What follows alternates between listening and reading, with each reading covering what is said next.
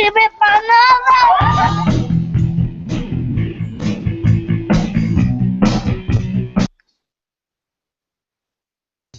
Is the Dos Cero podcast, a weekly show devoted to football in Mexico, the U.S., and beyond. If you are a Pocho, Puma, Regio, Chiva, Cholo, Fresa, Tigre, Tapatío, Chilango, or even a Methodist, pull up a chair, crack open a cold one, and enjoy the next 90 minutes of heated football debate. Thus begins the Dos Cero podcast.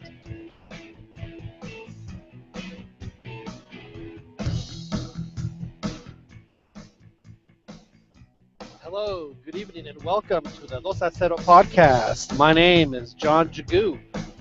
Very happy you're with us again tonight. Have another roundtable discussion about the world of soccer and any other things we would like to discuss, but we do have a few things on our agenda. First and foremost, are we witnessing the beginnings of a Chivas renaissance? After their 4-0 win over Pumas, it seems like every Chiva in the world was coming out of the woodwork to celebrate the victory. Is this the beginning of something special, or will our special reality correspondent, Joel Aceves, bring everybody back down to earth? Stay tuned to find out. Also on the agenda, El Super Clásico, the real one, the one out apparently to the rest of the world, not the one that we know, but the Real Madrid-Barcelona game was this weekend.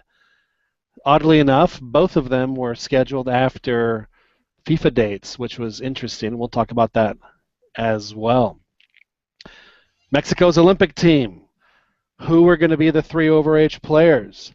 And how much is the FMF going to push for them with their club teams? Very interesting information today. We'll discuss that a little later as well. Like always, we have a very distinguished panel of guests that I want to introduce to you all tonight. First of all, out in Escondido, California, a man who was a little upset last night with how things turned out with his guerreros on La Comarca Lagunera. But he's here with us all the same, mostrando la cara. Dan Preciado from Escondido, how are you, sir? I'm pretty good, all things considered. Licking my wounds. I wouldn't say I was super pissed about it. I was more somewhat gutted, like someone punched me in the gut. That's more how it felt. Kind of shocking, kind of a shock result the way it went down. But I guess it was deserved. They had an infinite amount of chances that should have gone in. So I guess the better team won.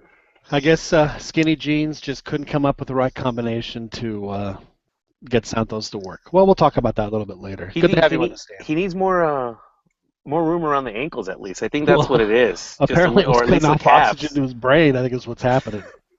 Those are awfully tight. They're painted on.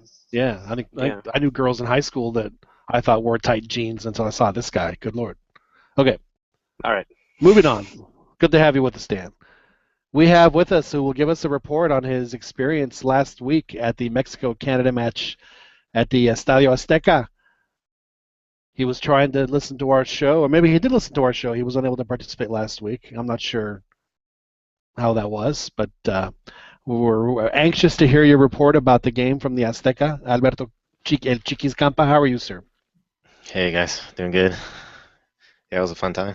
Fun time in the Azteca.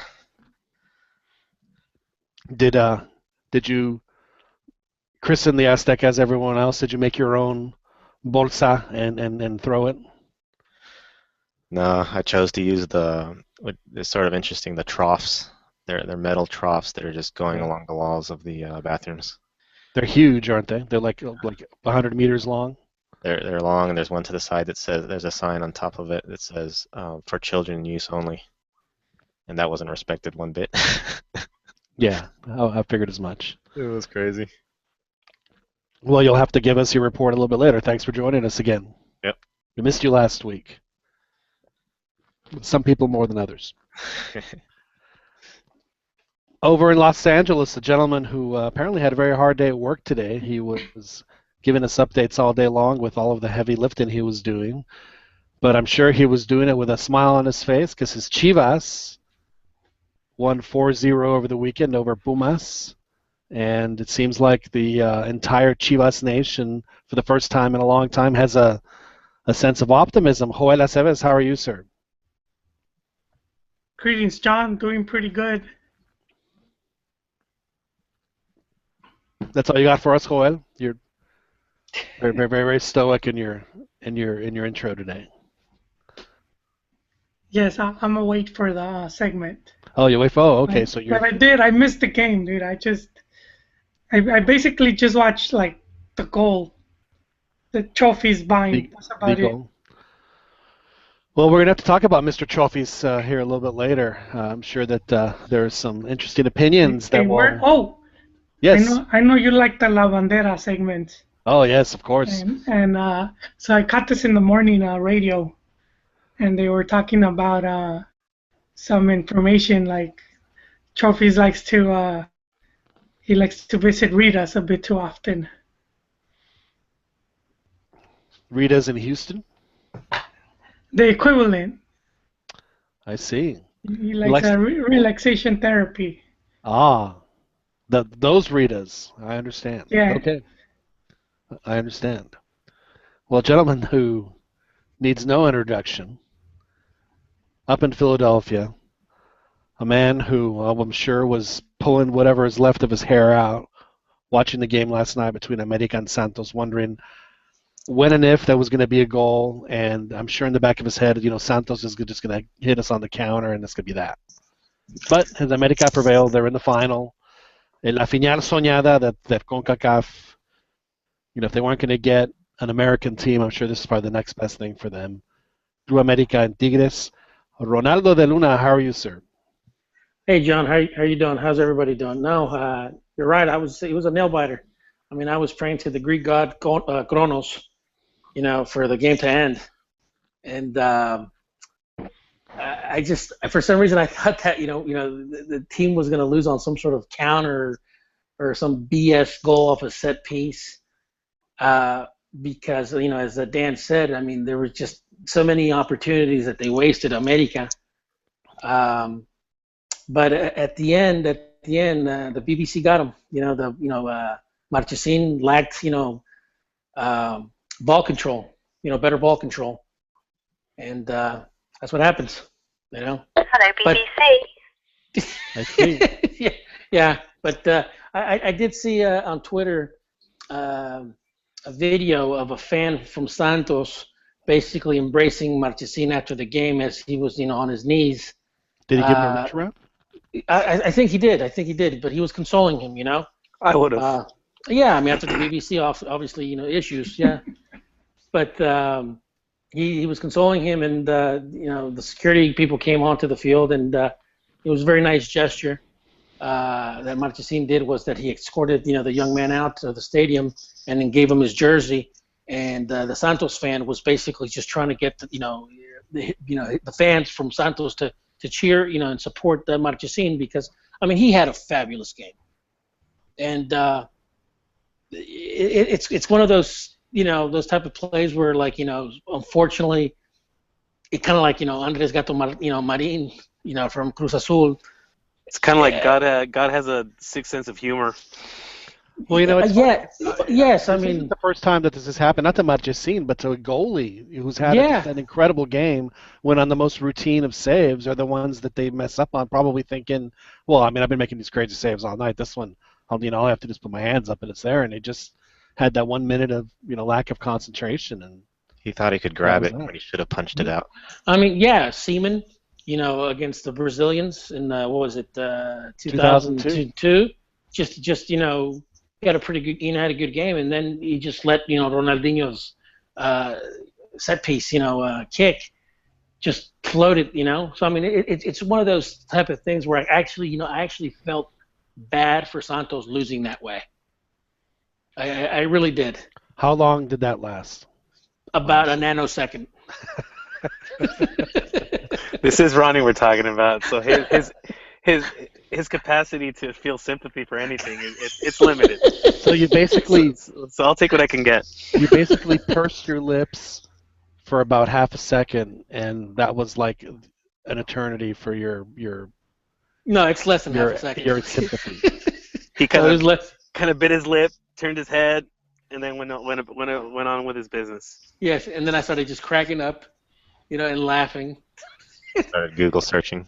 Started Google searching, started You know, trolling. I totally forgot that they had already played the first legs. I was wondering why is this game going to extra, but both first legs between Santos and Club America and then Querétaro against Tigres ended 0-0. So obviously, not one thing that happened in those games was memorable at all. So that's why I was confused. Like, how is this game going to extra time? The first game was actually pretty competitive. Yeah. It was similar to this game where I mean, even though Santos greatly outplayed, I mean, they still had their fair share of chances as well. So, I mean, and that was kind of like the way the first game went. Both teams kind of went at each other, but neither could break. Neither were able to break through. Where I think the Querétaro Tigres was just generally a bore fest. And for my rant section, I'm going to talk about still the lack of discipline. That America, just bonehead play. Well, we will look forward to that segment. We just lost him so mad that he left the show. All right, so let's talk about the CONCACAF Champions League. Now, obviously, with the way that it's set up, the CONCACAF is I think there's no secret. They're desperate to see how they can get a Mexico team and an American team in the final. That's what they want. If they could get like an LA Galaxy Club America final, I'm sure that would be like the greatest thing for them. I think they got the next best. I mean, if I know that would stir interest in both countries, I think that what they have here, I think, is an extremely exciting game between Tigres and Club America. They played in the final at the Apertura 2014, if I'm not mistaken. They played in that the final in there where America prevailed actually pretty easily. But since then, Tigres has played. They've played 3 finals, or this will be their 3rd final. They lost the Libertadores to River Plate. They hung on to beat Pumas in the Apertura 15, and then they have this game. And then Tuca, it'd be his 4th final because he won that playoff between Mexico and the U.S. So pretty good year for Tuca Ferretti. Very good. The fact and icing on the cake is he got nominated for the Hall of Fame. Well, it should have been happened long ago. I mean, the guy had an exemplary career as a player and as a coach. Well, he is the only coach. He's the only coach in Mexico that has had a steady job as a coach since when he started his coaching career back in the early 90s. Yeah, he has not taken a year off his entire career. I mean, ever since a player.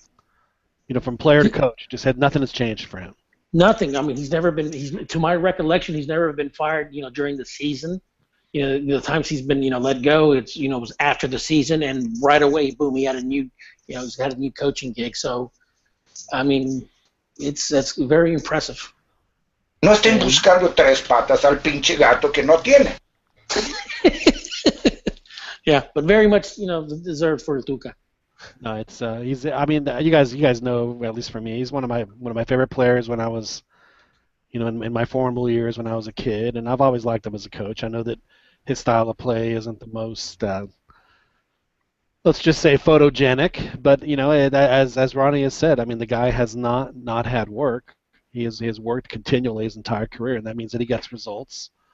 The results speak for themselves, and he has 3 or 4 titles. 2 of the things that I find very admirable about him, one has been his consistency, but the other one is that he tells it like it is. He really does, and to a certain degree, I mean, to a certain point, I don't know if you've heard a lot of Chelis, Chelis, the guy that works for SportsCenter, Coach Puebla and stuff like that. Right. Where I mean, he doesn't, demonize or vilify the whole, business of the game. And one of the things that I've always liked about Tuca was that, he didn't vilify the business aspect of the game, with the agents and the promoters and El Pacto de Caballeros and all that type of stuff. I mean, I've always liked that candidacy where, hey, look, it's part of it. Stop making a big deal about it. So, I mean, it's not football related, but I just, you guys know me about the Pacto de Caballeros. I'm in the very small minority. You like it? You think it's fantastic? I do. I really do. I think it's a necessary, and I don't even want to say it's an evil, but I think it's a necessary way of doing business, especially in the global game.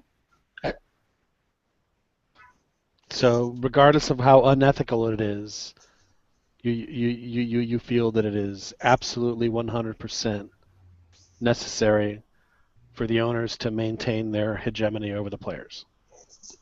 The NFL is also a gentleman's pact. Absolutely. Major League Baseball is also a gentleman's pact. So I mean, and it's funny because the people that have always criticized the gentleman's pact, they are the first ones to point at the NFL and Major League Baseball and NBA. Oh, look at them! I mean, that's just the model to go for. And I'm like, well, John, they also have a gentleman's pact. Yes, But anyhow, I agree with Ronnie on the pact, especially like in Mexico. If we didn't have it, you would see like teams taking players.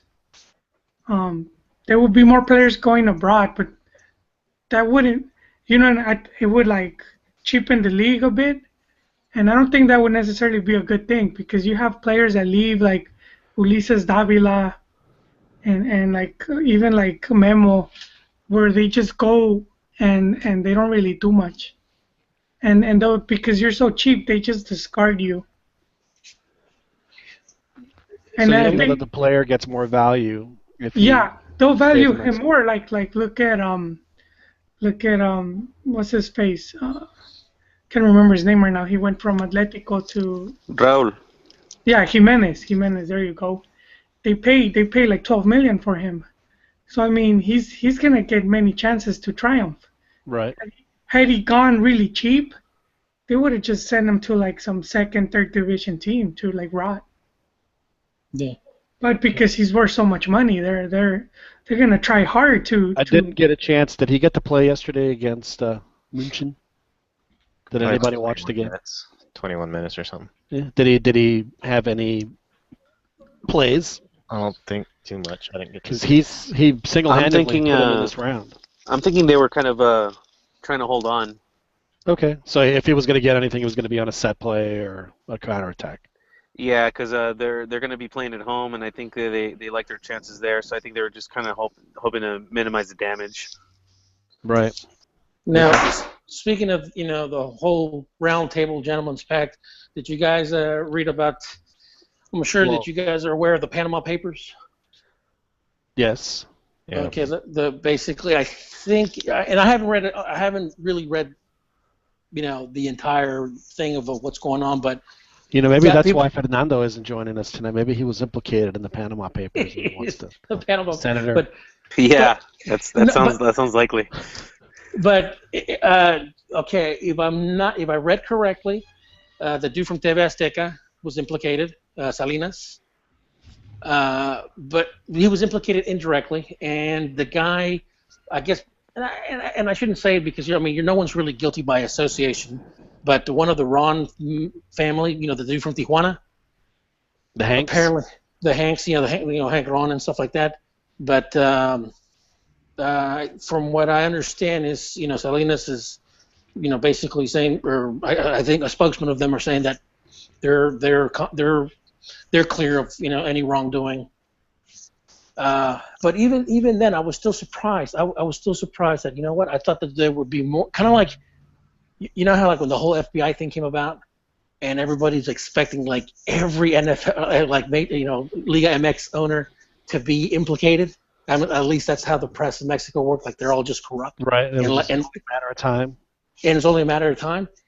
I feel that it's going to be one of those two that they're going to expect everybody, like the Azcárragas, the Slims, and all that, and really just one or two. And the Campas, the De Lunes. I wish I had those offshore accounts. I'd use them too. No, I haven't read too much about it because I've been incredibly busy because I had a game that I had to produce this week, so I didn't get a chance to catch up on it. But it seems like, and not that I really want to talk about this right now because this is the Los Acero football podcast Yeah. and not the Panama Papers.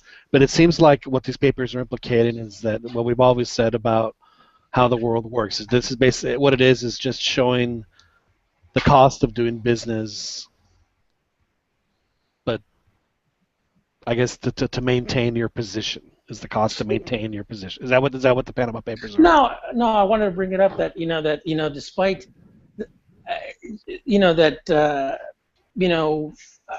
that our football, even though we have the gentleman's pact, I still don't think that it's corrupt as the press in Mexico make it sound like, oh, the Mexican football is so corrupt, we're so corrupt. See, I don't mind having the gentleman's pact. That's fine. I just wish that the players had better representation. That there was more of an interest for the players.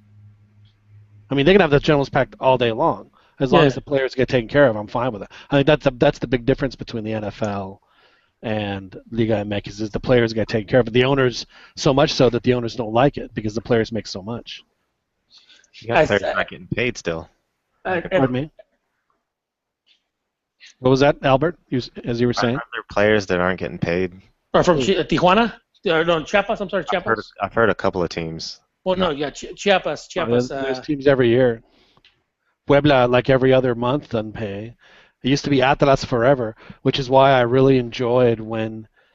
Well, there goes Cruz Azul. They're out of the Liga MX. Anyway, they just lost 3-2 to Necaxa, who, guess what, scored a late second half goal to win.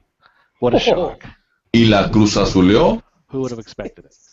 Anyway, as I was saying, I thought it was very interesting that when Atlas was bought by TV Azteca, the sellers were upset that TV Azteca was taking so long to pay them. It cracked me up. Did y'all not see the irony in that? Am I the only one that sees the irony in that? No. Yeah. Okay.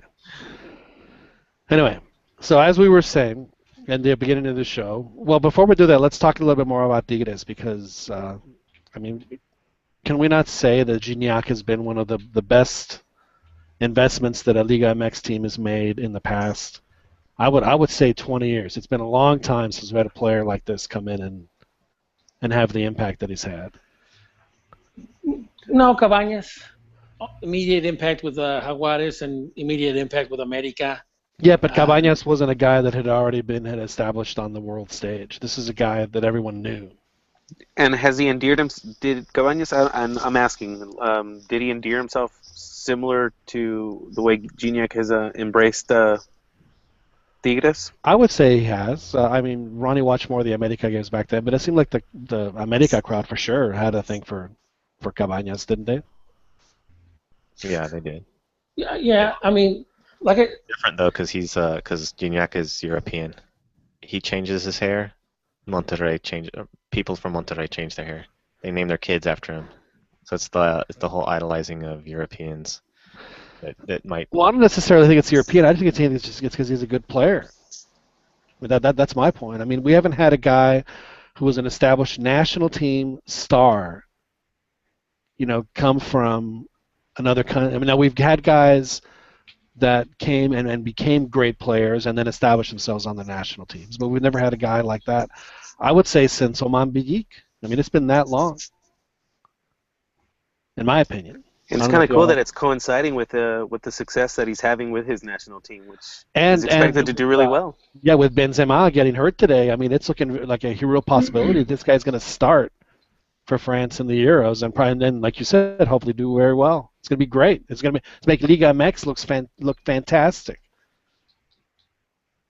They're going to get so much more publicity from that than anything that's going to happen this summer. If he has a good, that's probably the first time, right? There's been a Liga MX player playing the Euros. You know what? That's interesting. I bet you're right. Maybe Camoranesi in 2004. Oh yeah. But I don't know if he was. But I mean currently. Yeah, but current. I think you're absolutely right. Yeah, no, he was already at Juventus. Hey, speaking of, hold on, sorry to interrupt, guys, but on our Twitter, Mr. Joel Dena says, "I'd really like to support, but what the f is up with this racist?" and they're looking at the Joel's avatar. What? It's a Chivas fan. That's Memín Pingüín. I know. That's a very famous Mexican children's book. I know. And he's wearing a Chivas shirt. I know. Why, hey, Dan, Yes. why are you laughing, Dan? I'm coughing, dude. I'm coughing. Don't lie. Maybe a little bit of both.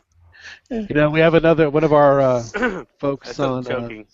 the YouTube, David Copeland, is saying Kyobole. So Kyobole, back to David. Thanks for listening. Really appreciate you tuning in. But anyway, back to Gignac. So Joel, I think you're right. I think this is the first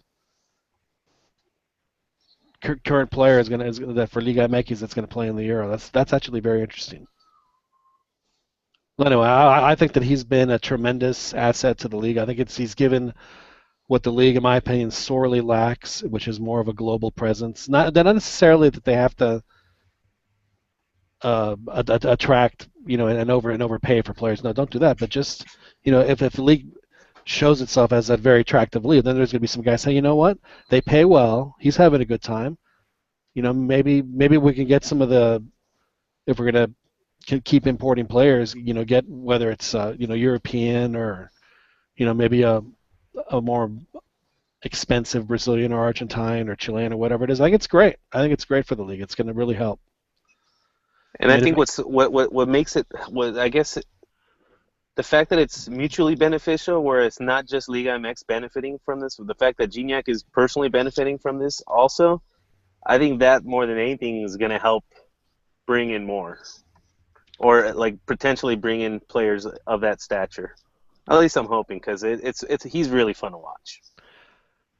And he's been a true pro too. I've seen him do interviews in Spanish, and I think that's a lesson for a lot of the younger players from whatever country you live in. To if you end up working in another country, learn the language, and it's going to help you achieve success. So the fact that he speaks Spanish, and I think that has certainly helped his not necessarily his game, but his level of professionalism, something he doesn't have to worry about. So I think he's done great. Yes, Joel. Do you guys know if his family lives in Mexico? Because I remember seeing pictures of his dad and his brother getting Tigres tattoos. Yeah, I saw that. I don't know if I know that his That's family incredible. moved with him because he's had kids born in Monterrey, hasn't he? Yeah, like one that we know of. In Mas. He visited Monterrey before. Okay, so. Monterrey is nice, man. Oh, did I say Monterrey again? Oh, good Lord, I meant Monterrey. So you guys have to catch me. I know that La Academia Española is listening, and I can't anglicize these terms. So y'all have to. Sorry. I can still say Huitzilopochtli, Quetzalcoatl, San Juan de Panigari, Cutrimicuaro.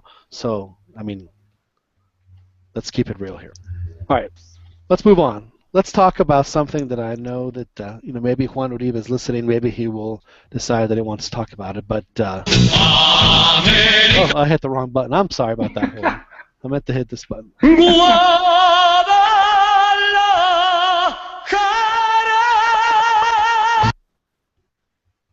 Wow, they had quite the show. 4-0 for Guadalajara. They beat Pumas. It was a late game, so a lot of folks that maybe weren't going to watch ended up tuning in. They got huge ratings, and it looks like a star is born with this guy, La Chofis.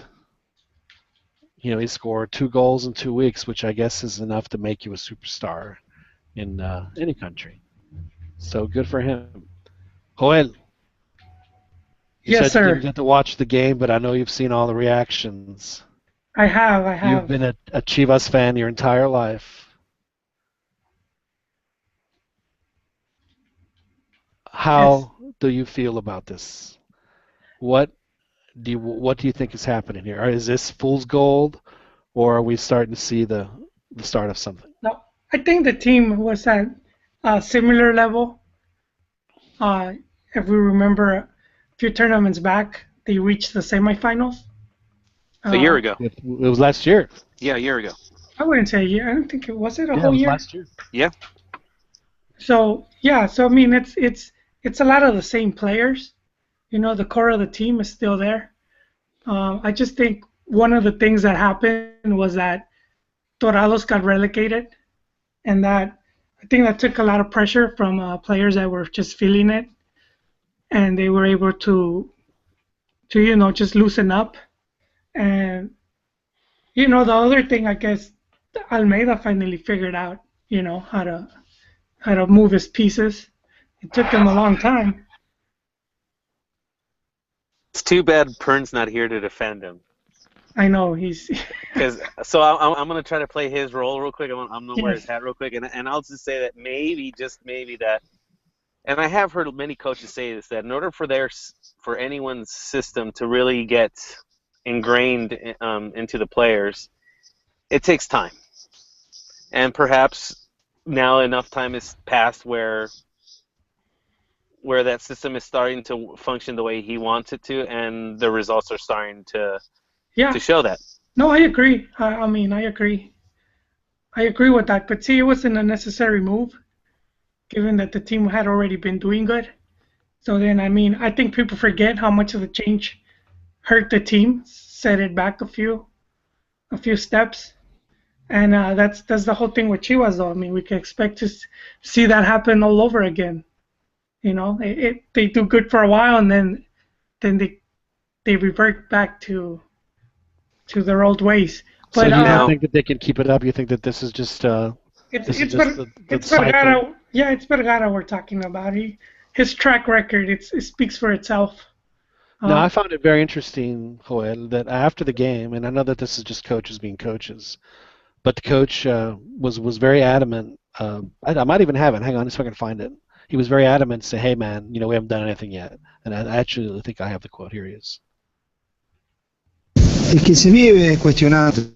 Ayer veía al América y Ambrí fue cuestionado todos los partidos y está segundo. Creo que ahí habría que ser un poco más mesurado y dejarnos que trabajemos un poco, a ver hasta dónde llegamos. Si los clubes hacen contrato por 2 años, 1 año y medio, bueno, seremos juzgados al final. Pero bueno, también entiendo que la crítica es parte de este ambiente en el cual vivimos todos y es parte de esto, es parte del circo del fútbol, del folclore, y uno tiene que aprender a convivir. Y cuando los resultados son buenos, hay que aprovecharlos porque dan confianza, y cuando son malos, hay que abstraerse un poco al comentario y trabajar, no queda otra. So, that's what you would expect a coach to say. Hey, this is no big deal. We just got to keep going. Feet on the ground. We haven't done anything. We move on from here. If things go well, great. If they don't, we got to make sure that we can get back on that track. So that's a very reasonable, measured response from what happened. And then Jorge Vergara, the next day, is like, man, wouldn't it be great if Guadalajara played America in the final? It's like, dude, calm down. At least get in position to even qualify for the playoffs first. Yeah, as I'm saying, always bringing unnecessary pressure. And the other guy who's helping him run the team, he's just as bad. He had come out on the press talking about, I don't make any decisions about, players, what players we bring or what players we get. And then less than a week later, he's tweeting out to fans asking them, which goalkeeper would you like for next season? Which Ordeales had to come out and just say, I'm the one that makes the call. But we know it's going to be Higuera since he's fronting the money.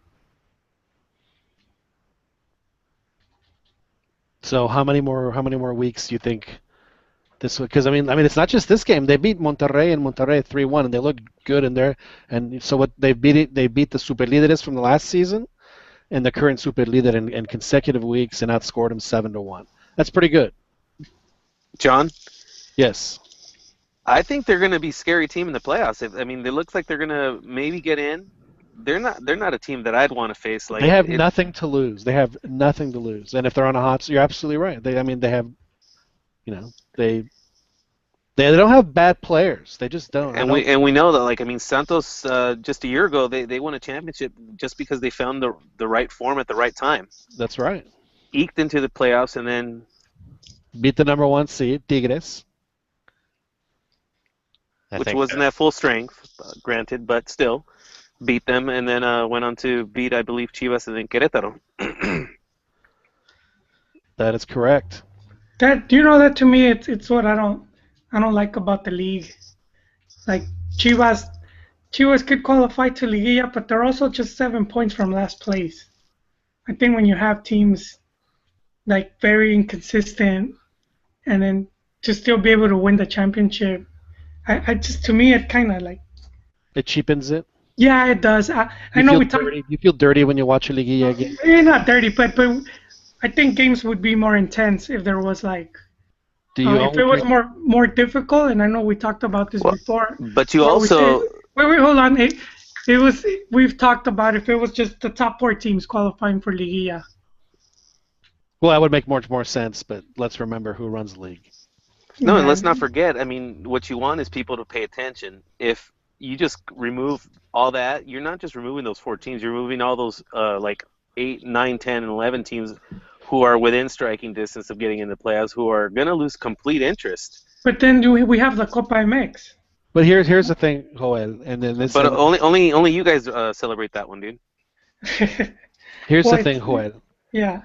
The New York Giants in the NFL twice in the past 5-6 years, whatever it is, won Super Bowls after winning 9 games and losing 7 games in the regular season. So they were 1 game away from being a 500 team. You can't get any mediocre than 500.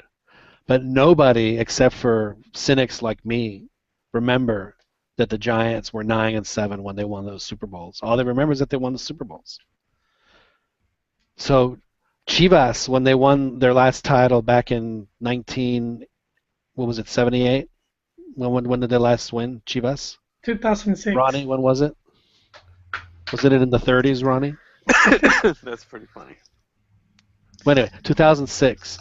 Do you remember what place they were in the regular season, or do you remember that they won in 2006? Well, they qualified in 8th place. In 8th place. Chivas in 8th place. In 8th place. So do you celebrate it any less because they no, compared.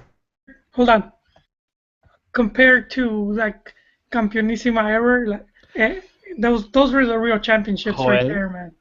We had to weaken the. Were you alive during the Campeonísimo? Did you witness the Campeonísimo?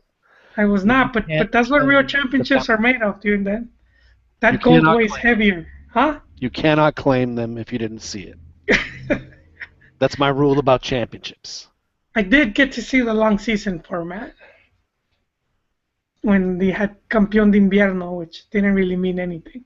When I remember Andrés Cantor dijo una vez, celebran el campeonato del invierno en el verano y el campeonato del verano en el invierno. Yeah, I think we're going overboard on the Chivas victories. So you think they need that this is nothing, all they've done is gone from 16th to 10th, is what you're saying, Albert? Yeah, they could still lose the next 4 or 5 games, and I wouldn't be surprised. And the same thing goes for Tigres. I think even though they're in the final of the CCL, and Gignac scored those 2 goals, I think he's sort of like not in a slump, but he's not doing as good as he was before. Before he was scoring golazos. These last 2 goals from yesterday, they were sort of out there, and the defense was weak and stuff. So I think he's sort of on a low end, and we'll see how he does in the Eurozone for the national team and everything. But and then Chivas, I mean, Pumas wasn't really doing that great. The Monterrey win sort of was, that's legit. But I wouldn't be surprised to see Chivas still slump. I'd be surprised to see them, win 3 in a row from. So you think this is an anomaly, and it's all the indicators are pointing the other way. This it shouldn't be happening. Yeah, there's ups and downs throughout the whole season and things like that, and that's why I sort of agree with Joel about the Liguilla and how it's cheapened with the current way it's set up and how these lower level teams can get in. And then I guess. Yeah, but remember who runs the league and who benefits the most from that. Yeah, it's about the money. Of course. And I think part of we're going to probably get to it. He was talking about liking the way it's set up. I think that's what he said, instead of the the full single season. And I would be okay with the Spanish league type of format with the super leader winning the whole thing. Well, what would be really cool, and I think that this would solve two things. Have your long season, that's fine. Still have a Liguilla, because I think after a long season, if you're 8th best, there's nothing wrong with that. But to coincide, if you're going to have Copa MX, and have a real Copa MX, bring in the lower divisions. I've always thought, we've talked about this in the past, why not throw in MLS and some of the NASL and some of the divisions here, and just have a huge 96 team or whatever it is, season-long tournament, and have it culminate in April somewhere. It'd be great. Like an FA Cup type. I think that would be, if they went to the long season, I think that'd be great. Now, let's talk about this La Chofis kid. Is this just a flash in the pan reaction, or does this kid have the talent and the chops and everything else to succeed? Do we know why he hasn't played that much? Is it just, are they just bringing him along slowly, or has he been more inconsistent? There's a combination of things. Also, the constant changing of coaches. So he debuted when Galindo was coach. Because I personally think the limited times I've seen him, pretty incredible stuff. I think he's got some really sick moves. I mean, very few players are able to pull those kind of stunts. I'm not sure if he's able to do that though consistently though. I mean, that's really going to determine whether or not he's. They're saying, they were talking about him today in the morning, and they were saying he has 2 baby mamas. So I think that was part of it. His probably head wasn't in the right place. Is that too many? I thought that. I mean, if he's 21 and 2 kids already, was his mind just on the football, or was he? Now, would they be choficitos or chofinitos? The morality. Hey, Dan, I don't know if you knew this, but he actually, La Chofis actually comes from Santos youth team. I recently found that out. He got purchased as a youth player. And the guy that brought him, you really can't say discovered, but pushed to bring him back. He just got sacked from Chivas not too long ago, and I know Juan doesn't like that guy, but it was Real who made the deal to bring him. When is Real going to get rehired? I don't. Maybe in 2-3 years. But it's going to happen, right? Yeah. Hey, this proves my point, and Ronnie will agree with me. The morality of the players, and them following the rules and not going and having 3 baby mamas and stuff like that is going to improve their ability on the field. And I know Ronnie agrees with me on that one, right? Nope. Well, I think it depends on the person. Example, man. Yeah, it depends. Yeah, definitely. I'm sure there's plenty of partiers out there. Yeah, they can handle it. That are 100% professional. It's all image. For all we know, Chicharito is just this, great kid who took his family to, he's taking them to England and to Germany, and he keeps to himself, and for all we know, he's like a raging heroin addict, and the only reason his family's there is because he's treated them like slaves to harvest the opium from the poppies to make heroin. He's like Todd Marinovich, a functioning heroin addict. Exactly. But his image is totally different. So we don't know who the real guy is. So the praying before the games is all an act. Right, and maybe all this trophies, maybe this 2 baby mama stuff is an act. I think he may be praying to Odin. Maybe he's really a monko or something. It keeps him on the right path, though. Whoever he prays to. Yeah. Humble. Great. No, but guys, Chofis debuted when Galindo was coach, and I can't even remember how many coaches back that was.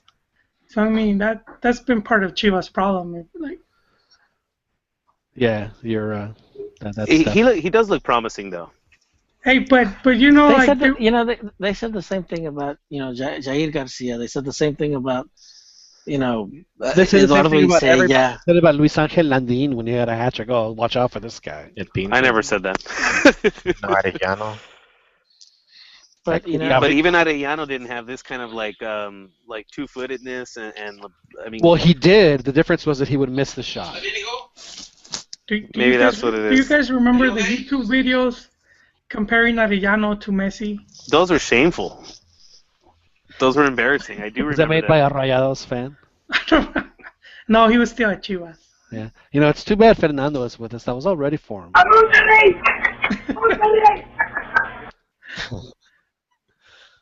Okay, so that's Don Ramon, right? yeah, it was.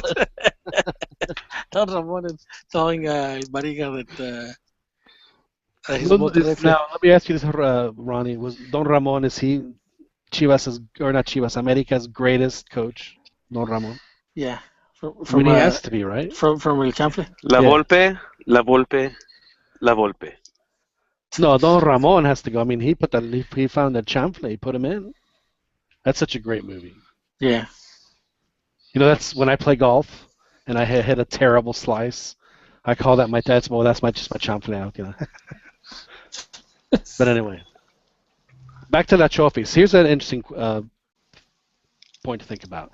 Let's say that this guy continues to get hot or play well, there's 5 games. Let's say score 2 or 3 more, and then does well in the playoff or in the La Liguilla for Chivas.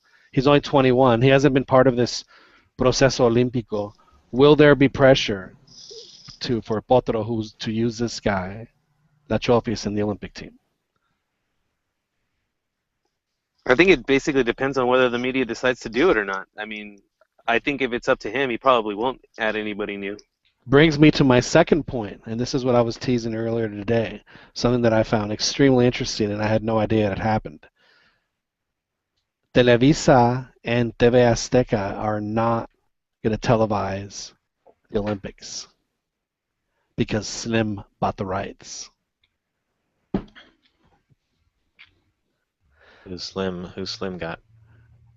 He put it on Canal 22 because it has to be on public TV. So he put it on Canal 22, and ESPN and Fox Deportes is going to air the Olympic Games. So here's my question. Because of that, how much pressure is FMF going to put on the Olympic team, or how much pressure is going to be put on them? None. Absolutely zero. To bring guys in the Olympic team? Yeah, you're right. So are they gonna, if they want? I'm not saying Andres Guardado's a guy, but say they wanted Andres Guardado. We saw a schism, you know, when what's his name, the dude from Puebla, Emilio Mauro, when he took, you know, the reins away from Televisa back in 92, 93. You know, when they brought in Menotti and stuff like that, and in fact, you know, Televisa said, you know what, screw you guys, you're not going to play. You know, I mean, that's why Mexico wasn't playing their home games in Azteca. They were playing them at the Estadio Azul. And obviously, you know, after some tricking around, you know, Televisa finally, you know, got their way, and the guys, you know, they lost juice, you know, like, you know, Emilio Mauro and stuff like that. I think he even ended up in jail, if I recall correctly. So I think, you know, when TV Azteca came on board, you know, when they went from, you know, being state-owned to TV Azteca, obviously they're, you know, Televisa and TV Azteca, they were basically, you know, testing each other out, competing against each other, but they found common ground. For some reason, Slim is not finding common ground with Azteca and Televisa. Well, yeah, it's because he wants to make his own money. Well, TV Azteca, you know, also wants to make their own money, and so does Televisa, but they found common ground. You know, Slim isn't trying to find common ground. But Ronnie, yeah, didn't Televisa have to use TV Azteca satellites? Well, I mean, they've both helped each other out. I mean, they've both, you know, gone off their feeds. Well, I mean, Televisa is actually the one that has better feeds, in my opinion. But the thing is, and I think one of the reasons why, you know, Slim is playing, you know, more, you know, hard ball, is because of the whole smartphone access. And basically, Azcárraga and Salinas see that as a threat because people are starting to watch games on their smartphones, on their devices, and stuff like that. So they're basically what he wants to do is he wants to cut out the middleman. He wants to cut out TV Azteca. He wants to cut out Televisa and all their channels and stuff. So I mean, I've since Slim actually came on board. I mean, I've kept up with it here and there. And it just seems like these guys are not going to budge. Like it seems like Salinas and Azcárraga, TV Azteca, and Televisa, they're basically at odds with Slim, with his Telmex and Telcel and whatever companies. So going back to football, I don't know. Maybe I don't see the teams. Going to put that much importance on the Olympics because of this.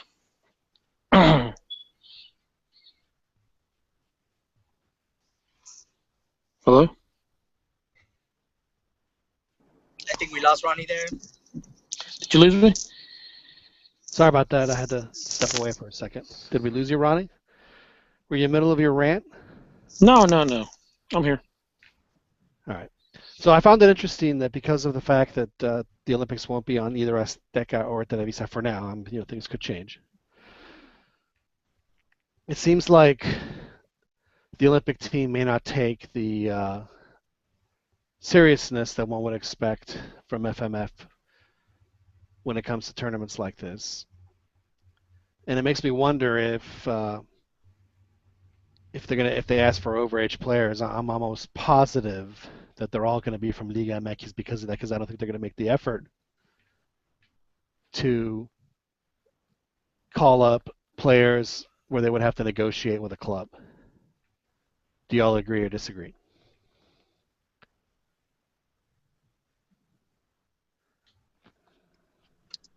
I don't agree or disagree. Fernando, you're with us.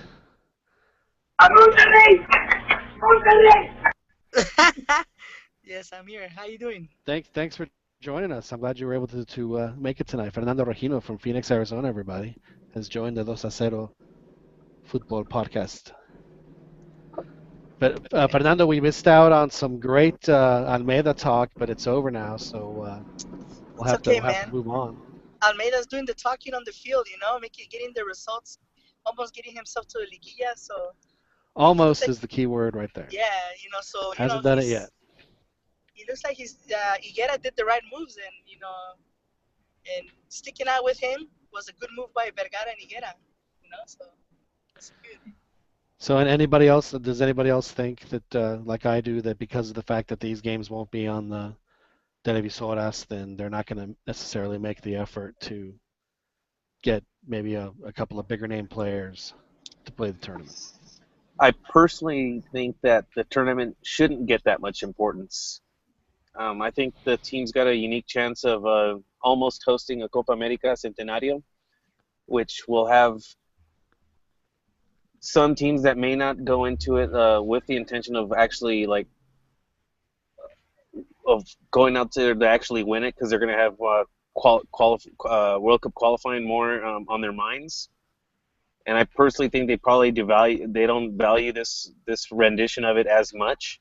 So I think it's a good opportunity for Mexico to go for the win or maybe at least just put their best team out there for that and make that the priority, and let the kids play the Olympics. Well, they're going to play with 3 overage players regardless. So, I mean, that's every team. I mean, they'd be stupid not to take advantage of that. I'm sorry, I meant LigaMX. Yeah, okay. So, anybody else have any thoughts? Am I just blowing smoke up my own ass? I personally think they should put priority on the the Olympic team, but I can see why. We already won it. We are the defending champs, so I can see why. It's resting on our laurels a little bit longer since we already won it. Let's go for Copa America now, since it looks like we are very likely that we have a very good shot at winning it. So I think I can see why the emphasis on Copa America. Fernando, it's interesting that you came on when you did because we were talking about La Chofis over at Chivas, and I know that when Javier was having his hot streak right before the World Cup in 2010, you were very adamant to remind us that he was just a flash in the pan, and because it was at Chivas that what he was doing was more based on hype than actual actions on the field. And then, the rest is history. So do you think that La Chofis is the same thing? I think I think he could be the same thing, but I think he's getting overhyped. Because he only had like a few goals. You know, it's not that big of a deal in Liga MX. You know, but I will have to say that if he turns out to be a gem, Almeida is the one who discovered him, and he will. So you would give all the credit to the player himself. You'd give the credit to the coach. Yeah, I gave him the chance. Put what's his name down, Omar Bravo. Jesus Christ, man, that guy should have been benched like long time ago, or probably kicked out of Liga MX. To be honest with you, but Why would he be kicked out of Liga MX? What transgressions did he commit that would force his ouster of Liga MX? Well, for one, he's been ruining football. He took away the chance of somebody like El Confi to come be discovered sooner. Isn't he taller than you, Pern? Who? Omar Bravo? Just by a little bit, not that So, much. I have a picture next to him. So I if love you that were picture, by the way. if you were prosecuting Omar Bravo right now, you would say that he had to leave the league or leave Liga MX immediately because he was ruining the league. He just no. It's just Pern got mad because when he covered that game in Edmonton a couple years back. What? When you went to watch Mexico playing in Canada a couple years back. Okay. You were mad that that wanted to hug me and everything. No, you were mad that he wasn't making eye contact with you. What are you talking about? Be nice, Ronnie. What? Be nice. You were mad that he wasn't making eye contact with you, but it's not his fault. He was noises!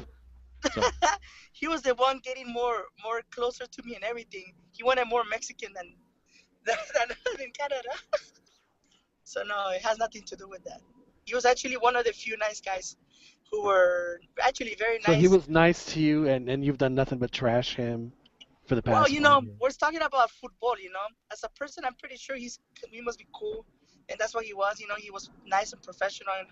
But as a football player, my God, he's been trash, and he's been trash for a while now.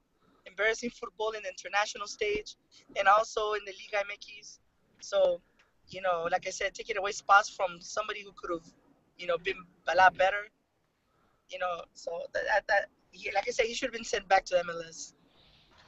People might feel the same way about Aldo de Nigris.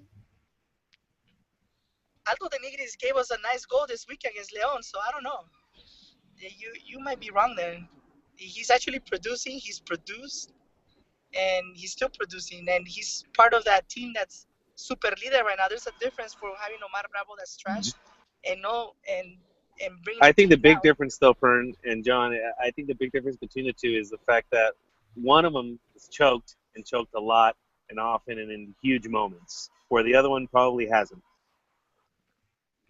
Oh my God, the Nigris has produced what is it, like 3 Copas de Champions League, and then 2 dos campeonatos de Liga. He's definitely won a lot. How many has Omar Bravo won? Like 1, right? I don't know. 1 Liga de MX and so I still can't get over the fact that he was nice to you. He was nice. Being a good football player has nothing to do with how nice of a person you are. It kind of leads into your, I guess we can button this segment, Pern, with how Pern usually feels about folks. You, you're cool. I'm out. Well, let's hope it doesn't come to that. Hey, I'm a nice guy to people. I don't know what you're talking about. We're talking about football here, so. Okay, so So final that's what question, that. and we'll button this. Does Chofis play in the Olympics? Yes or no, Joel? I don't know. It depends. If he keeps his current form, he would be a good addition. So you say if he keeps playing the way he's playing, he should be on the team, or should he? Certainly, Yeah. he could be the Peralta of the team. Okay. Oh, here's a Ronnie. better question actually. What if Osorio decides to take Chucky Lozano to the Copa America, and you know, instead they're gonna send trophies to the Olympics? That'd be okay with you guys? Absolutely, I'd be totally fine with that. What about you, Joel? Yeah, I do think Mexico should concentrate on winning the Centenario, and they should send their best players to that cup. There's no question. Now, as far as 3 players in the local league, I thought that Jonathan Dos Santos would be a good option for the Olympic team because I think obviously he's good enough to handle it. But since he's just coming off injury, maybe it would be a better opportunity for him to do that. And then I figured it's going to be I thought it'd be Memo Ochoa. And then I thought, I don't know who the forward. I just have no idea who the forward would be because I just don't know if any forwards are worthy of it, at least Mexican forwards. So I have no. Maybe it'll be Matias Wolsto or something. But anyway, it's time to talk about the Super Clásico. We had a Real Madrid-Barcelona game that happened over the weekend, and coincidentally, this was the second time this year. Well, I guess in the other on the home and home that they played immediately after Fecha FIFA. It seems like somebody was punishing both teams. I don't know if it was the Spanish league or FIFA or maybe a combination of both to have what most people consider the biggest club game of the world played where their players aren't necessarily going to be at their best. But with any rate, it seemed like a lot of folks like Martín del Palacio thinks that this is a new beginning for Zinedine Zidane and what he may be able to accomplish there. They had a late victory with Cristiano Ronaldo scoring in the 85th minute to win 2-1. I know a lot of y'all watched it. Ronnie, what happened in the game? What was your assessment? I honestly thought that Real Madrid was kind of lucky to come out with a win. Barcelona, I thought, played better, but Barcelona just fell pretty bad at the end. And props to the BBC for coming up huge on the. Hello, BBC. Yeah, they came up huge, and much good it did them, for today against the against the Germans in the Champions League. Do you think, Ronnie, they blew their load on that game? I think they did. Well, I think they did blow their load. I don't think they could match the German, the Wolfsburg. It was just too much. Ronnie, do you think that the BBC's deep penetrations of You should use that because Christian, if Christian were here. If the deep penetrations of the defense were the difference, because both goals were scored like within 3 yards away from the goal mouth, which I guess is one way to go after Barcelona is to run them all the way to the end. So do you think that the deep penetration helped? I think so. I think so. Did you notice, like I did, that Barcelona's defense was quick? Excuse me. Allergies?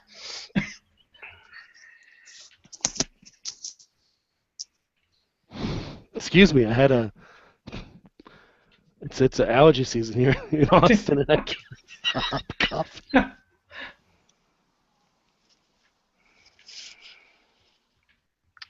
I hope you're proud of yourself, Ronnie.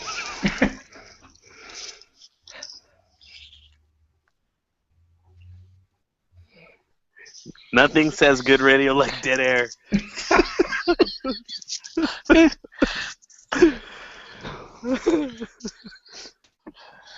Yes. Sorry about that, John.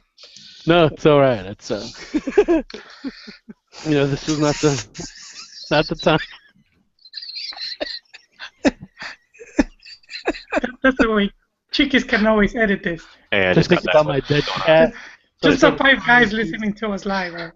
So you're right. We should keep it professional. Thank you, Joel. As always, Joel, keeping it real. Welcome, Fantasy Island. What is your major malfunction, numbnuts? So thank you, Joel. Anyway, as I was saying, Ronnie, I was thinking, did you think that the deep penetrations that by the end had left Barcelona's defense quivering? Was what I was trying to ask. I think so. I think obviously, they Barcelona tends to advance their lines up, and I just think, especially after the who was the one that got sent off? What's his name? Sergio Ramos. No, Sergio Ramos. Mm-hmm. I just think they got careless.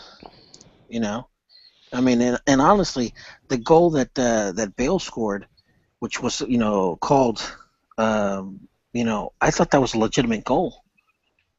So the game could have ended 3-1. I saw that too, because I thought it was kind of a bad call as well. And by that point, Bale was already in the air. Yeah. And I thought it was just a fair, just like a normal play, and.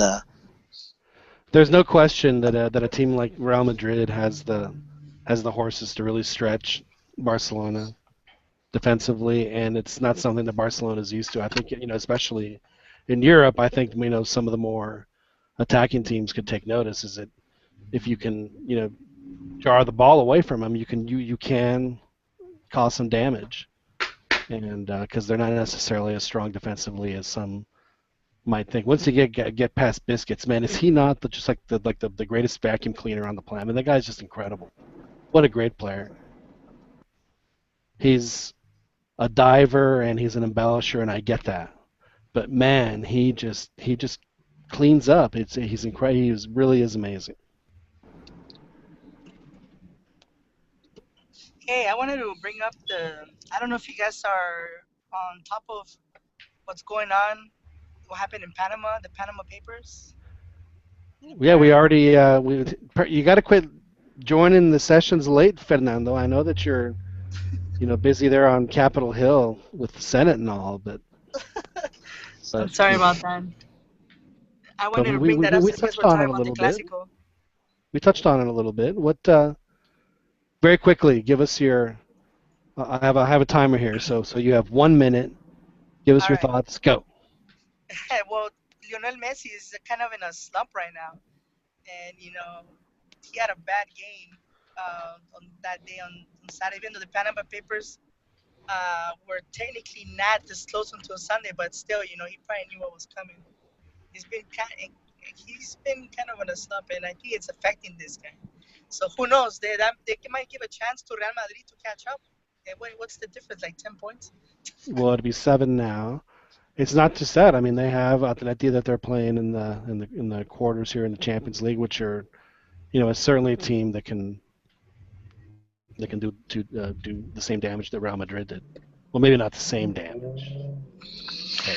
Well, it's funny because he's Messi's implicated in the Panama Papers, allegedly, but also what's his name, Javier Mascherano. He was actually convicted of tax evasion in over there in Spain.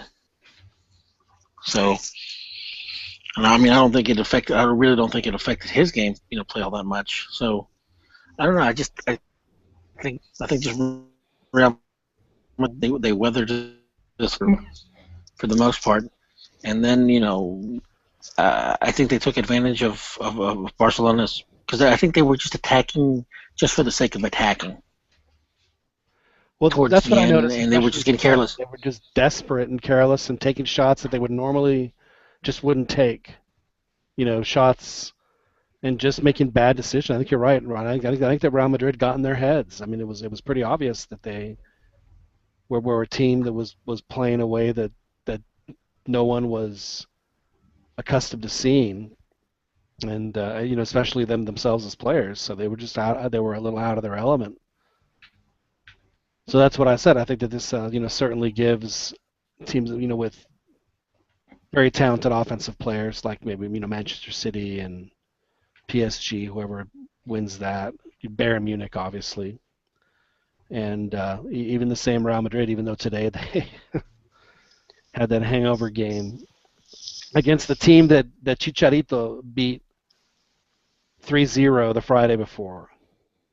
So does that mean that Bayer Leverkusen, excuse me, is 5 goals better than Real Madrid? Because that's what we saw this weekend. No, but one thing I think you're discounting, you're overlooking Benfica. I think they got a legitimate chance of winning. They do. No, there's no question they do. But I'm saying the teams that have a real offensive juggernaut. I mean, I'm not saying that they're gonna. That's not who I'm calling as a favorite. I think that the teams that do well offensively and attacking teams certainly shouldn't be scared of Barcelona. Is what I'm trying to say. I would agree. And the few games that I've watched of theirs, even the lower table teams that have given them games, it's because they decided to throw caution to the wind and actually attack them.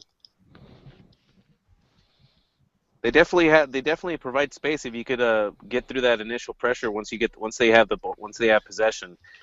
They leave acres of space. Ronnie, you would be proud of me.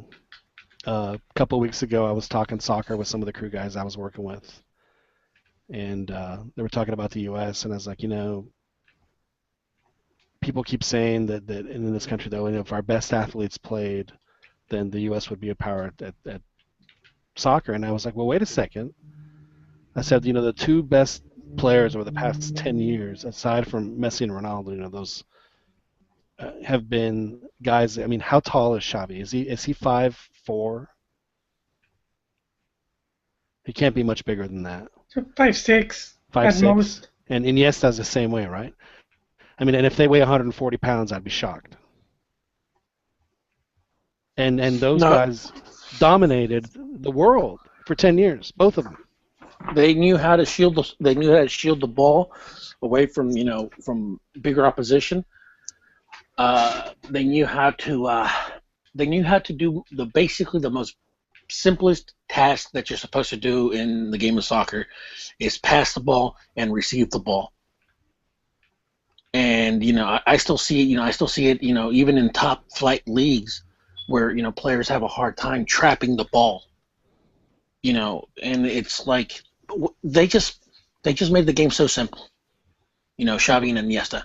I don't think we're going to see another set of players like that. We're going to have to wait at least 3 generations to see that. Who I see John? a little Xavi? Yes, Dan. I'm sorry. I'm not sure where exactly you were going with this, but if you are going in this direction, I would include Messi too. That these players would probably be overlooked if they were American. Because they're not athletic. Because they're tiny. Messi did get a lot of HGC though. And even still, though, he's only 5'7", Yeah, 5'8". but I think it helped him with his muscles on his legs. Well, my point is that someone of that size, of that but build, when he was younger, no one would have even paid attention to him. No, But that's way better than the clenbuterol we give our players. I think if we traded, we would have more, Now, do you guys believe, like I do, that the only reason Leo Messi got to the way that he the level that he's shown is because of Messi bubbles? Do what? Leo Messi's foot bubbles. Have y'all seen those? What? You haven't seen the foot bubbles? No. Oh my goodness! The little bubbles that he juggles. Yeah, he juggles bubbles, little soap bubbles. Yeah. That's some recent commercial thing that they do, I guess. But probably from doing some type of ball on foot practice from since he was a kid. The it's funny you mentioned that, Dan, because I covered a soccer game last night. I was able to produce a local broadcast for high school, and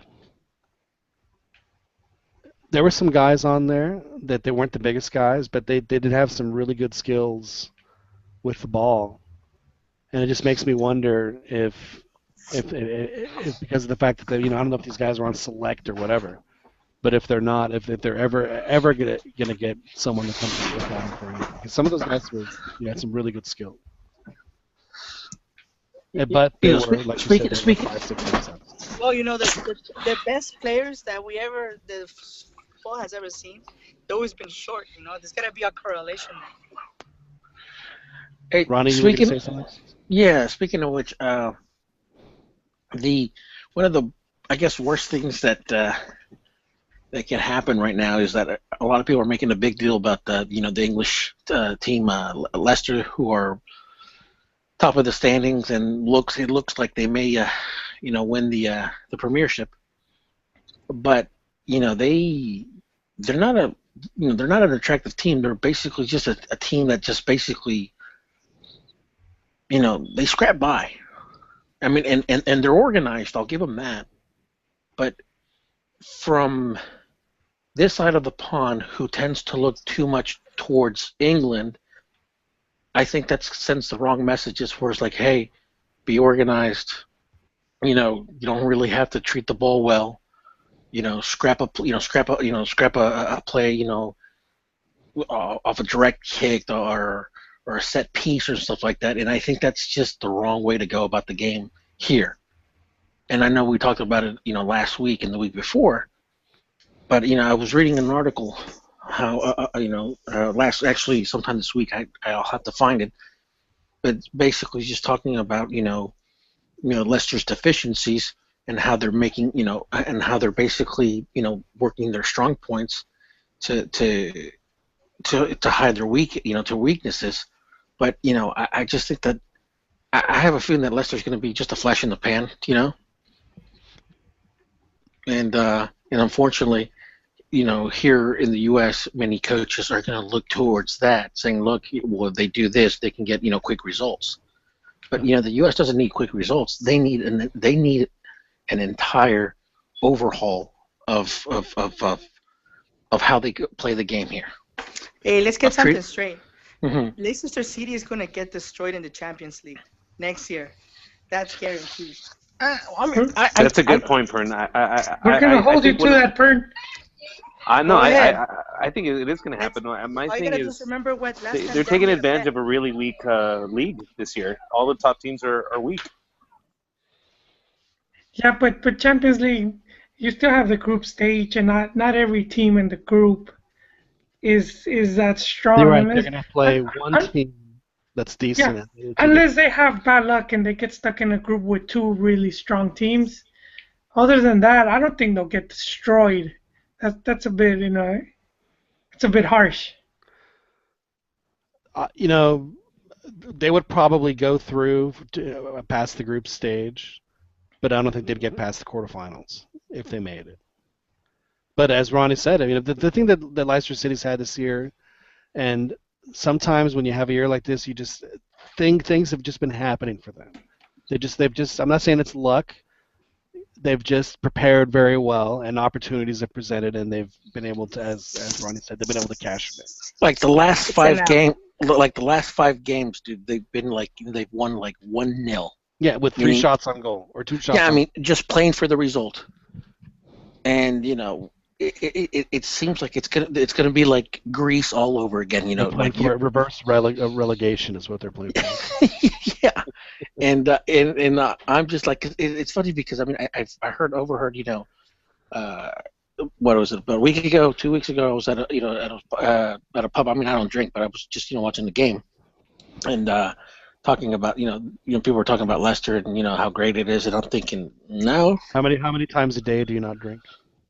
I don't. It's just sometimes when I watch the game during the week and stuff like that, I'll just go into a pub and just sit down, get a bite to eat, and watch footy.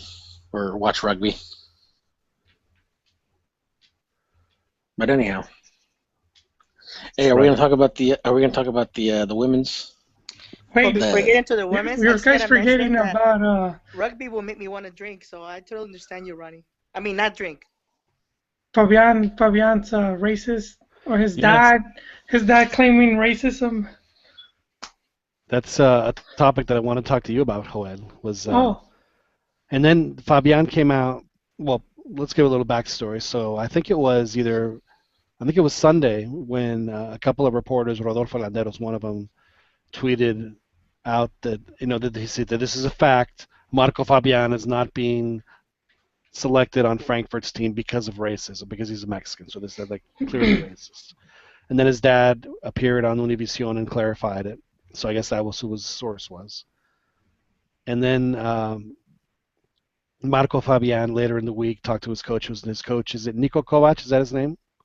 Yes. Niko Kovac, who, as you all know, was the coach for Croatia during the World Cup and the one who said that in the lead up before the game gave Mexico the biggest gift they ever got a World Cup, when he said, well, that team's going to be scared of their knees are going to be shaking during the national anthem when they realize who they're playing. Thank you, Niko Kovac. So apparently because of that and that very painful defeat, that he's not been playing Fabian and not even selected him to be on the team that dresses for the past 2 weeks. Maybe it's just because Fabian and they're in the middle of a relegation battle that his style of play doesn't necessarily suit what they're trying to accomplish, which is not fall. Or maybe it's racism. I don't know. I'm not sure. Joel, what do you think? Maybe he hates borrachos. No, I don't think it was racism. That team has players from different nationalities. One of the things was that he was salty over the World Cup, so that's why he was not playing him. But I think what happened was Fabian was probably moaning and just complaining to his dad, and his dad took it a bit overboard with the comments. That definitely didn't do him any favors. That's for sure, whether it's true or not. And the thing is, it could have worked. I could see it working, even though that's the wrong way to go about it, because like Germany, as Pern will know, they have a lot of social justice warriors. So something like that. I don't think it's social justice warriors as much as it is guilt. Oh, yeah. I'm being dead serious. I know, but regardless, they will make a big deal about it. I think this is something they would not want to have the club, just attached to the club. So I think, and that's why one of the reasons Fabian right away came out to just throw his dad under the rug. He did the right thing. There's no question. But Nico, I don't think he was. He might not like Fabian because maybe he's just not the type of player he likes. Exactly. But I don't think that has anything to do with his nationality or because Mexico beat them at the World. He wasn't even in the squad. No, he played. He played against Croatia. Fabian? Yeah, he played. He came in for Guardado in the second half. After Guardado scored, Piojo let him come out so he could have an ovation, and he put Fabian. Fabian actually almost scored. Man, I didn't even remember seeing him at the World Cup. The only thing I remember. Me neither. I don't remember him being called up. I just remember him praying with Giovanni. Yeah, praying. For Memo to block the shot. For the penalty. Is it true? Why did they take him again? Is it true that Piojo wanted Chicharito to be the goalie on that play because he was in practice was just a demon at stopping penalty kicks? Have y'all heard about that? Like that's why it took so long because Piojo wanted Chicharito. They wanted to trade places. I heard Chicharito volunteered to do that. That he wanted to go in. Well, he was in, but I guess he wanted to be the goalie. Yeah, he wanted. Would it be really that terrible? I mean, I've yet to see a goalkeeper that really is that impressive blocking penalty kicks. They all look pretty foolish, and they all look like they're guessing most of the time. Wow. Luis Van Gaal did the same thing. The Dutch goalkeeper was supposedly a specialist, right? Well, have you seen what he did? Someone posted a very interesting sequence where before each penalty kick, when the Costa Rica guy was sitting there, looking at the guy, he would walk to one end of the goal or the other, stop there, and then go back, and then slowly walk back. And every time he did that, the player kicked to the side where he was every single time. That's some voodoo stuff. Some brujeria, man. It's kind of like the brujeria that America used last night to put a spell on poor Marchesín, man. That was bad. It was a bad drop. Why is it that America always wins games like that? Why can't Pumas ever win a game like that, where just a terrible mistake by somebody lets you win a championship? Really, John? After the semifinals? Yeah, but that was self-inflicted. That wasn't some fluke awful thing. That was shitty officiating, dude. Oh, whatever, dude. No, it wasn't. It was self-inflicted. The officiating may have been bad, but the reputation was worse, and the reputation preceded the team, and that's why. In the dorm. Look at last night. It happened again last night. There you go. I think that was one of the things that you wanted to discuss with us tonight, if I'm not mistaken, Ron. You said that you wanted to give you the floor for a few minutes while you went off on discipline. So let's go ahead and do that. It's time for Ronnie's Rant. Ronnie's Rant! I don't know what we're yelling about! No, it's just I'm just tired of Darwin Quinteros and Mickey Arroyo just getting sent off for foolish stuff. I mean, they're come. I mean, I don't know. I mean, if Ambriz cannot take control, I think Peláez has to do something. Get rid of him. I just it's just ridiculous. Give it a Sambo too. No, the hell no. You can tolerate his indiscipline, right? Yeah, I can. Yeah. But it's like Luis Garcia. Did you see he just kicked into some dude at the Champions League, I think yesterday, and there is no card on him at all. But Niño Torres gets. Niño Torres? No, Suarez. Oh. They didn't call anything on him, but there's a video of him just like hacking somebody. Well, if the ref don't see it, it ain't a foul. I'm not sure the ref didn't see it. Well, that whole game was Barcelona's sway. They had the 12th man there, like America does many times. It's funny you mentioned that, because that's one thing that I've always that's always bothered me about when people criticize LigaMX. They say, well, the refereeing is terrible. Well, you know what, guys? The refereeing is terrible all over the world. It just is. There are bad decisions made in every game. It happens. Yes, but the thing I understand that there's always going to be errors here and in China, but the officiating in every country has to improve because of the level. I mean,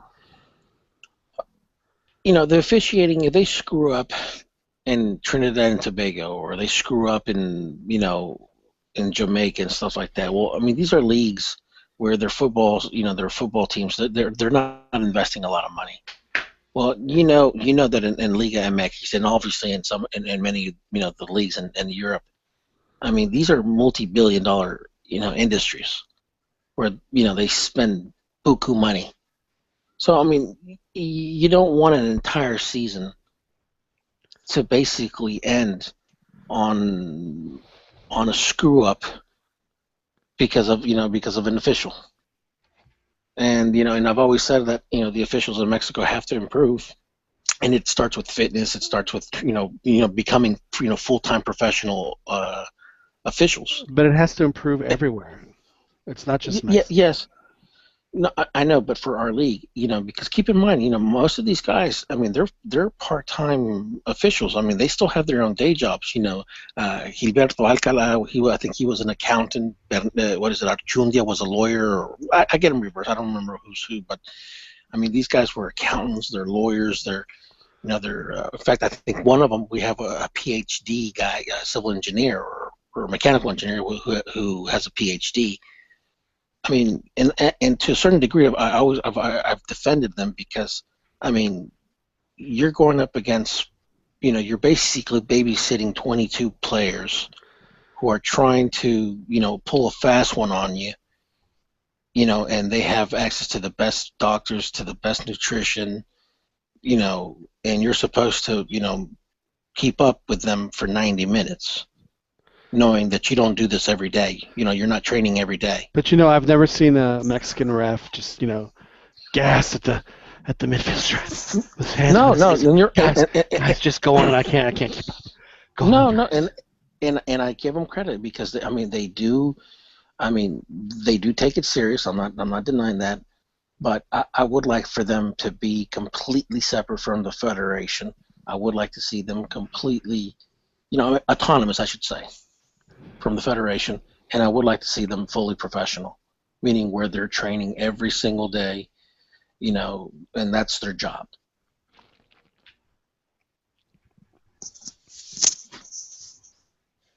That was a pretty weak rant. I'm not gonna lie. That was, that was like if the tea was just started to steep and pulled it out a little too early. Well, it's like it's not even. It gets to the point where it doesn't even make me mad anymore. I'm just like, Jesus, You're just used to it. Every time America loses, you're like, did we lose because of the ref? You have a little checkbox. Yep, we lost because of the ref. That's America would win the championship this year if say Paul Aguilar would pray to the god of Odin before his match, then they'd probably have better luck. Yep. Well, Odin is the king of Asgard. You guys are talking about America. Are they third position in the league? Oh, they're second. They're second, yeah. And they're playing their. They reached the final again of the CONCACAF Champions, and not too long ago they were trying to say crisis with America. So I mean, they were saying it like 3 weeks ago. Now it's like forgotten. But I mean, I think there's a lot of fans that when they they'll buy into all that hype. Now, who buys into hype worse, America fans or Chivas fans? Chivas, but without a doubt, Chivas. Well, that's because Vergara supports the hype, and then the fans just fall into it. And push players into a national team that have no business being there. Even Pern falls into the Chivas hype. Hey, John. Yeah, he falls into the anti-Chivas hype. Hey, John. Yes. I wanted to ask Fernando a question. By all means. I wanted to ask Fernando. No, I wanted to ask what your stance was on the whole litigation that the U.S. women's soccer team, filed with the Equal Employment Office. Oh yeah, that they're not getting fair wages or whatever, all that bullcrap. Yeah. What's your take on it, Fernando? I think it's absolutely ridiculous. They don't make the same. They don't. The women's team does not make the same revenue as the men's team. So how can you match? Last year they did. In fact, they made more. Last year. In regards to national games, or are you talking about because they were talking about league games for their women's league? Okay, no, they're talking about according to the 2015. Because of the World Cup, essentially. Right. Yes. Yeah. The numbers are skewed. They should look at 4-year cycles to make a true comparison. Yeah. Yeah. I do think that perhaps, as far as the World Cup is concerned, they should get compensated probably significantly more, and even go back and kind of make it right. But beyond that, I mean, doesn't MLS actually support the women's league? No, USS actually does. It comes out of the money that like the 2-3 million or whatever actually comes from what John said, the soccer federation, the U.S. Soccer Federation, which I mean, they're the U.S. Soccer Federation and MLS are kind of tied at the hip, but they are separate entities. We have no business to laugh or complain about that. Yeah, no, no, but Fernando, do you think the women ride the coattails of the men? Please specify your question a little better, because I don't know what that means. Sometimes I can't translate. As I don't know Do what you think cocktails that mean. the women are making a living off the men's success? Which is hilarious because, I mean, it should be the other way around, honestly. Well, there's not that much of an audience for women than for men. I can understand why they want more. They probably think that, oh, we should get paid the same as the MLS, or like that ridiculous lawsuit about we should play in no stadiums with no turf.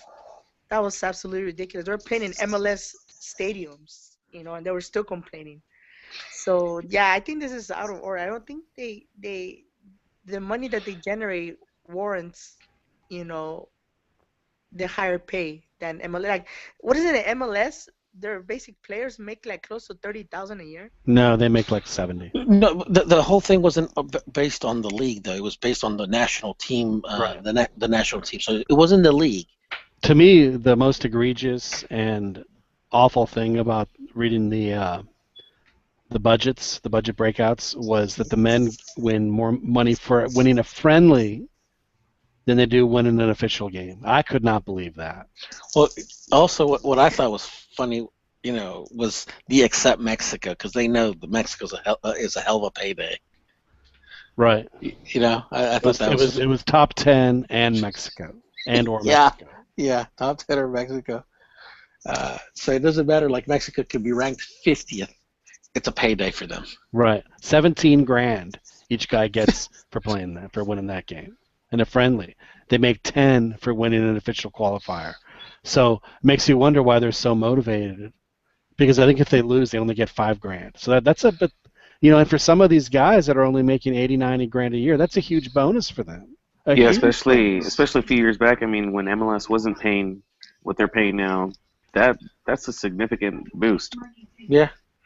So Fernando, you don't support the women in their endeavor here of asking for more money. Here's the reality, and I'll let Fernando answer here in a second. But this is what this little episode shows me. It shows me the USSF is small potatoes. That's what this shows me. Because if the players really had this kind of queja, all they had to do was say, "Hey guys, we have this queja," and they said, "Well, you know what? Here's the cash. You guys are right," but they don't have the cash. They don't have the cash. They don't have the cash or the clout. Dude, Mexico makes shitload more than the United States Soccer Federation. When you're looking at the Mexico makes money for the United States Soccer Federation. Yeah, I know, because with stuff like that. But I just because of their playing here, they gotta pay. Speaking of that, just while you're on the subject, and is FIFA going to, when Mexico plays in the U.S. and the goalie chant for friendly games by some, who are they going to find? Because most of the fans are they're from the U.S. No. I know they're pochos. Federation. I mean, how Mexico has no control over people born in this country. Yeah. It doesn't. So I mean, is it still gonna count, or did some reach out to FIFA and cut a deal to look the other way for the moleros?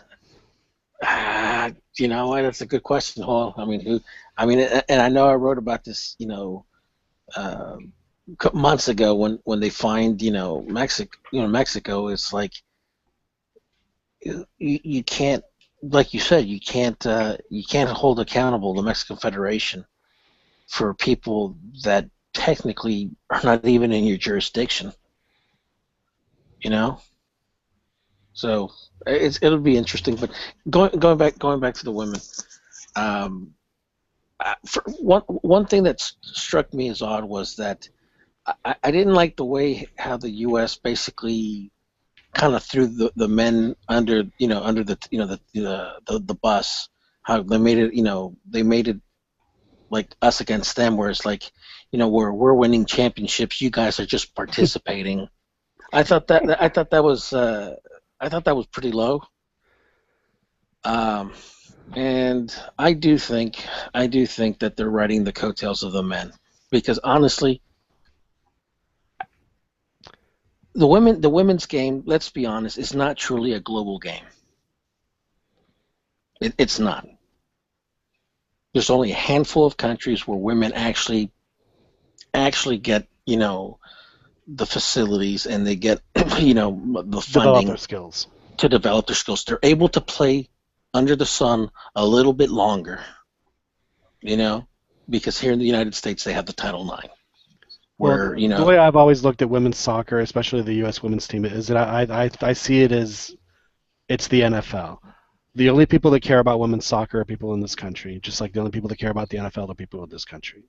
Yeah. But they both are so desperate to make it a global game, so that it's like they're longing for some sort of I don't want to say acceptance, but I know the NFL wants to have all the games in London, and they're thinking about playing in London when they have an audience that's much closer and much bigger just to the south of them, and they've been there for 50 years and they don't give them anything. I've never understood that. No, but anyway, that's a different story. But I get your point. So it's like it's not even a global game. I mean, whereas opposed to men, I mean, there's what, almost 300 nations, FIFA, countries, federations, and at least 100 of them have full-time professional leagues where the players make a living full-time playing professional football, soccer. And just in the last, since 1999, when the girls, they won the World Cup, there's already been 3 leagues. 2 of them have folded. And it seems like they always fold. It seems like they always start right after the World Cup, and then it folds 2-3 years after the fact. Right, because it's like it's. So I mean, for them to kind of knock, and I can't believe I'm defending the Nads, but it's I'm defending them, but it's like, dude, you can't even compare the two. It's like the U.S. men's, they actually play a global game. The women do not. On a competition level, you're absolutely correct. But again, in this country, I mean, you have to understand that soccer in this country is what people call an Olympic sport. It's not a mainstream sport. It's sadly still a fringe. I mean, even in 2016, it's still a fringe sport. I mean, it is what it is. The attendance though, the attendance for MLS though, man, it competes with it competes. Okay, you're right. But do you think that MLS stadiums outside of a few cities could consistently fill a 50,000 seat stadium? They can sell out the 20,000, but can they consistently fill a 50,000 or a 60 or a 70,000 seat stadium consistently? And beyond that, the viewership too. TV viewership is nil. Tiny, and the viewership is tiny for the women, and that's the problem, is that it's tiny for both, and that's what people need to understand about USSF. I can't say that. USSF. Anyway, is that it just doesn't, They think that they're a world power, and they are in the women's game, but they just don't have the clout that other federations have. They don't have the clout or the spending power the other federations have. What's going to end up happening is the USSF is going to look at the complaints, say, you know what, you're right, we're going to dock the men and make it similar that way instead of paying the women more. They're just going to, let's cut the men's salary. And it's actually going to hurt both programs. It really is, and so you're not calling, Pern, you're not calling for equality on this issue. Well, it's there's no such thing as equality. You can't pay them the same because they don't earn the same. They don't even compete the same. And second, it's basically akin to that fake wage gap garbage that people are trying to push down that doesn't exist. Whose gap? the wage gap. Oh, okay. Yeah. Do you think that the U.S. women would have made this lawsuit if they wouldn't have won the World Cup? No, I don't think so. I personally don't think so either too. Dan, But what do you think? honestly, going by their cockiness, like I can't believe they made that lawsuit about the stadiums. Jesus Christ. So I take that back. I think they would have complained no matter what. Well, it's funny because I mean, if we value our children more than our adults, Mexico won in most of Peru's stadiums. In fact, I think all of Peru's stadiums in the 2005 under 17 were played on turf. They were. So I mean, it's like, and it's not like the kids. Not were only bitching. that, but I mean, almost every 90% of high school games are played on turf. Yeah. So what about you, Dan? Are you in favor of the women's filing the suit? Absolutely not. No. No. So no equality. As stated by Pern, I don't think you're comparing apples and apples, so I don't think it'd be fair for them to be paid the same. Now, is the wife out of the room? When you say this? No, she's here. She's here. Okay, all right. No, she's here. She's here. Hey, Beto, make sure you edit this out. I don't want to implicate Dan. Is she listen to the show or something? It's no big deal. It's certainly an interesting topic, and I know that there are a lot of folks that I wonder if the women's basketball team is going to sue if they win the gold medal with the men's gold medal, or whatever the case. I guess that's kind of a silly comparison. Yeah, that's sort of different. Yeah, it is. You could go ahead and cut that out, but ooh, another goal. It just seems to me that because of the fact that the women do have, I mean, they're certainly the most popular women's national team in the world, in their own country. There's no question. So yeah, I think that now, do they deserve equal pay? I'm not sure if they do or not. I know that they deserve more pay. There's no question. I would agree with that. Yeah, I mean, there's no question they do. But I mean, again, I also think that paying the players, the men's players, for some of those games is crazy. And a lot of those stipulations for the men were never going to happen. They just weren't going to happen. So to compare, if they make it the World Cup semifinals, it's this much. Well, that's just not going to happen. And that's also based on the monies that FIFA dells out for those levels of winning those tournaments too. So there's that. Anyway. Well, boys, I think that should about... Oh, before we go, we need to hear from Albert and his experiences at the Estadio Azteca. Oh, yeah. Yeah, that was pretty fun. We parked, and it's crazy how the parking is. You can either park in the stadium and mess with the traffic jam getting out, or we actually parked a few blocks down in people's garages. They'll just rent out their garage for people, make a little money.